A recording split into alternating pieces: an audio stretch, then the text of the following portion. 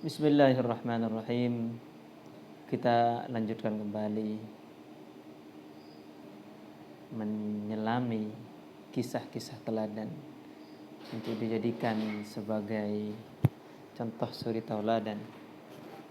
Itharun bin nafsi, mengutamakan orang lain, bin nafsi, dengan jiwanya, dengan nyawanya. Ta'amara kuffaru Quraisyin ala qatlin Nabi sallallahu alaihi wasallam. Orang-orang kafir Quraisy mulai mencari cara agar dapat membunuh Nabi sallallahu alaihi wasallam. Wa waqafa fursanuhumul ashidda'u hamilina suyufahum amama babi baitih. Dan para pendekar-pendekar kafir Quraisy sambil membawa pedang-pedang mereka berdiri di depan rumahnya Nabi sallallahu alaihi wasallam. Walakinallaha hafizahu minhum, akan tetapi Allah Subhanahu wa taala menjaga Nabi Muhammad sallallahu alaihi wasallam dari mereka, wa min kaidihim, dan juga dari tipu daya mereka. Fa'auha li nabihi sallallahu alaihi wasallam, maka Allah Subhanahu wa taala memberikan wahyu kepada nabinya sallallahu alaihi wasallam, an yuhajira min Makkah, agar beliau berhijrah dari Makkah ilal Madinah, ke Madinah, ilal Madinatil Munawwarah, ke Madinah al-Munawwarah.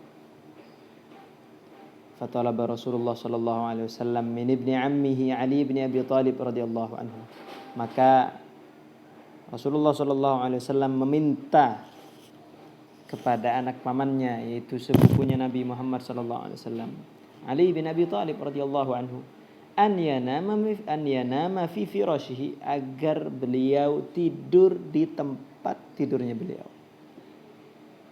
Falam yataraddad Aliun fil muwafaqati ala talabin Nabi sallallahu alaihi wasallam.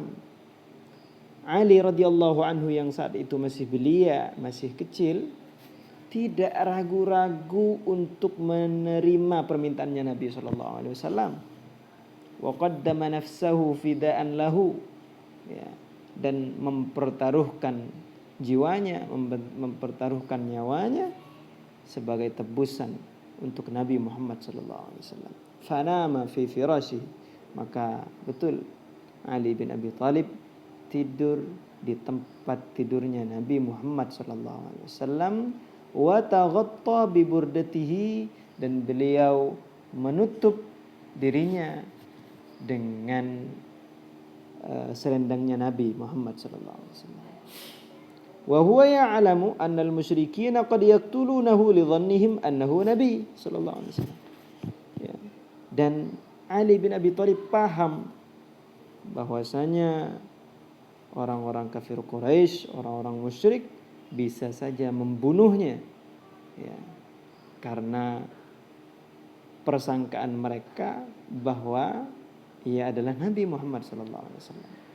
Au idza alimu annahu khada'ahum wa nama makanahu, atau orang-orang kafir Quraisy akan membunuh Ali bin Abi Thalib karena mereka tahu bahwa Ali telah membohongi mereka. Wa nama makanahu, dan ia telah menggantikan Nabi tidur di tempat tidurnya. Wa kharajan Nabi sallallahu alaihi wasallam min bainihim saliman, maka Rasulullah sallallahu alaihi wasallam keluar dari rumahnya untuk berhijrah menuju Madinah, min bainihim, di antara deretan orang-orang kafir Quraisy yang siap membunuh Nabi, saliman, dalam keadaan selamat. Wahum ghafilun, sedangkan mereka itu dalam keadaan lalai, dalam keadaan tertidur. Walamma nadhara al-musyrikuuna minal bab, dan ketika orang-orang kafir Quraisy terbangun, walamma nadhara al-musyrikun, dan ketika orang-orang kafir Quraisy melihat minal bab, dari arah pintu, dhannu an-nabiy sallallahu alaihi wasallam mazala naiman, mereka mengira bahwasanya Nabi Muhammad sallallahu alaihi wasallam masih tidur. Thumma fuji'u bi anna an-naima huwa Ali, kemudian setelah itu mereka terkejut, dikejutkan dengan ternyata yang tidur di tempatnya Nabi sallallahu alaihi wasallam adalah Ali bin Abi Thalib radhiyallahu anhu. Wa najjallahu rasulahu sallallahu alaihi wasallam, dan Allah menyelamatkan utusannya Nabi Muhammad sallallahu alaihi wasallam, wa ahata aliyan bi riayatihi, dan melindungi Ali radhiyallahu anhu dengan perlindungannya, dengan pertolongannya. Falam tamtadda ilaihi aidil musyrikin bi adza, maka ya, tangan-tangan orang Quraisy tidak dapat mengganggu Ali radhiyallahu anhu. Jazaa itharihi an-nabiy sallallahu alaihi wasallam ala nafsihi, sebagai balasan ya telah mengutamakan Nabi sallallahu alaihi wasallam atas dirinya, bahkan atas nyawanya radhiyallahu anhu. Betapa pengorbanan sahabat-sahabat Nabi sallallahu alaihi wasallam, termasuk sahabat Ali radhiyallahu anhu, mengorbankan dirinya untuk Nabi sallallahu alaihi wasallam, padahal Ali radhiyallahu anhu waktu itu masih kecil dan dia paham bahwasanya bisa jadi dia akan dibunuh oleh orang-orang kafir Quraisy. Tapi hal tersebut tidak membuatnya mundur, bahkan tidak membuatnya ragu sedikit pun untuk menerima permintaannya Nabi sallallahu alaihi wasallam.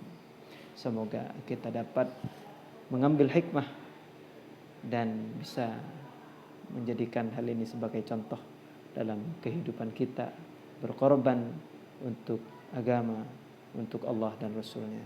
Amin ya rabbal alamin.